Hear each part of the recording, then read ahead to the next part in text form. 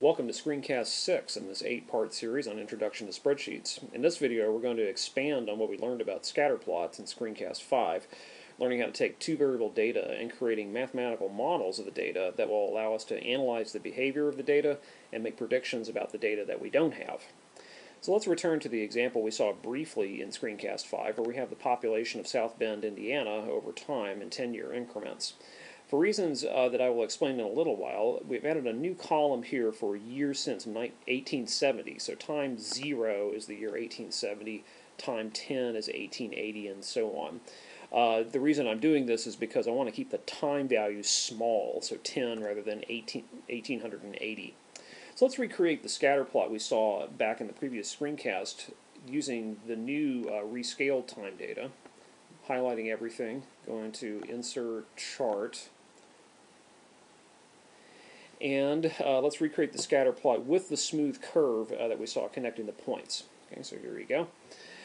Now what's nice about this is that the scatter plot and the curve that goes to the points, these give us a way to easily change numerical data into a graphical format, and so we get to see things about the data that we didn't necessarily see before. But what would be even nicer is if I could get a formula that traces out this graph. Now spreadsheets give us a way to do this with a very important tool called a trend line. So let's go back, and I'm just going to delete the curve and just keep the dots here and see how we do this. So first of all, a trend line is a curve, and by curve it could be a straight line, or it could be the graph of a polynomial or a power function or some other kind of function that approximates the shape of the data and gives us the overall trend of behavior that the data show.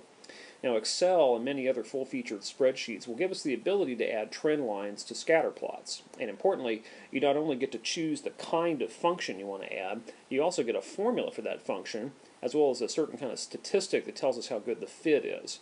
So let's have a closer look here. So I'm going to go back to the scatter plot I made for population, and I'm going to put the cursor right on top of one of the data points in the plot so it turns into a little arrow.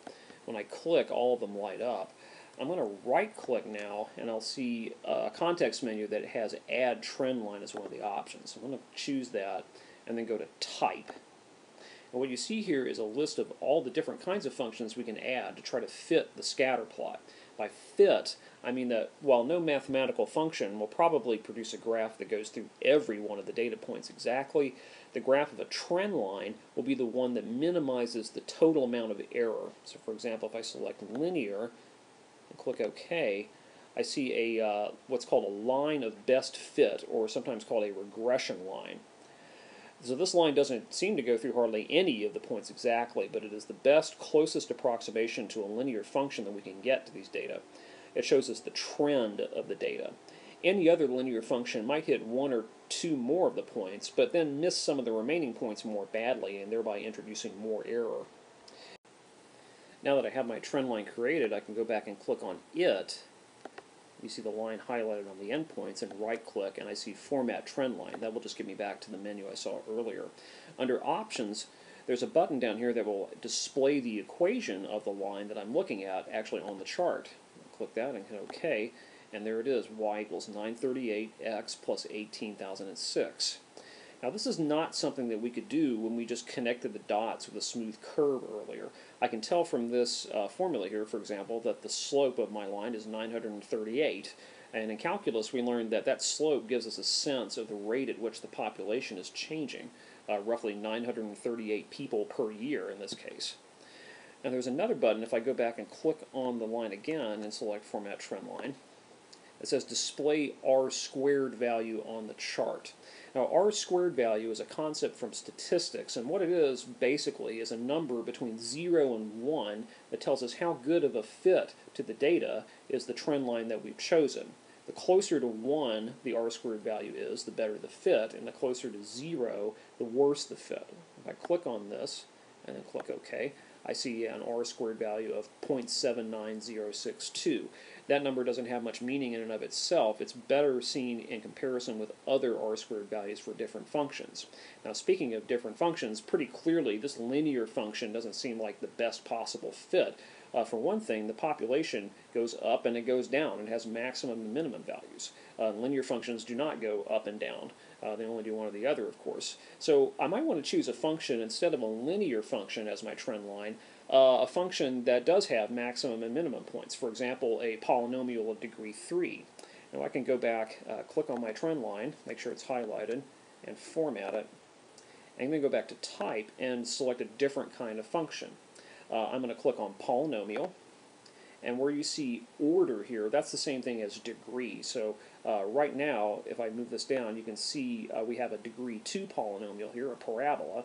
I would like a degree 3 polynomial, so I'll dial that up to 3 and click OK. I'm going to move this over here so we can see the variables a little bit better. So immediately we get a cubic polynomial trend line, its formula up here, and the r squared value. You see the r squared is significantly higher than the linear trend lines. This is a much, much better fit. Now I can play with this by, again, by clicking on the trend line, right-clicking to get the menu, and go back to Format, and dial this order all the way up to 6 if I wanted to. That's how high Excel goes. And here I get a 6th degree polynomial. Its formula changed automatically, and the r squared value changes automatically as well. Now we see that the higher degree polynomials seem to be getting us a better fit, but the expense is that we have a much more complicated formula to work with. Now the 6th degree polynomial here didn't seem to give us much better of a fit than did the 4th degree polynomial. We'll go down, dial that back down to 4. Pretty much the same r squared value and a much simpler formula to work with. So we might want to stick with the 4th degree polynomial.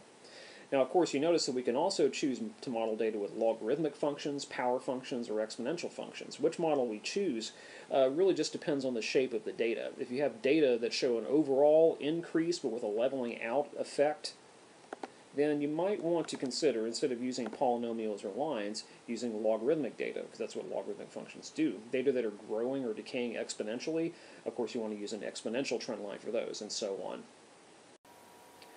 Now I can do lots of interesting things with this model. I can use it, for example, to predict future values of the population. What would the population in 2010 be, for example? Well, of course we don't know, any more than we know for certain what the temperature will be a week from tomorrow. But the model, like a weather forecast, lets us give a reasonable long-term prediction. The year 2010 is 140 years after 1870, so we can take this model and just plug in x equals 140 and get a prediction for the population in 2010. Now the population in 2000 was about 108,000 people, so this is pretty close to f of 140 here.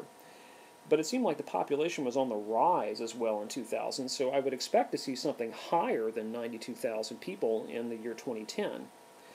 So this estimate might not turn out to be entirely accurate. The model is correct, but like a weather forecast, it can give us bogus results if we try to predict further out, too far out from the data we know. I can also get a good estimate using the model to the rate at which the population is changing. Now in calculus you learn that the instantaneous rate of change in a function is calculated by the derivative. Well here our model is just a simple 4th degree polynomial, and we can compute its derivative quite easily using the power rule. And if I wanted to know the rate at which the population was changing in, say, 1980, which would be x equals 110 for us, I can just take my derivative and plug in x equals 110 and calculate.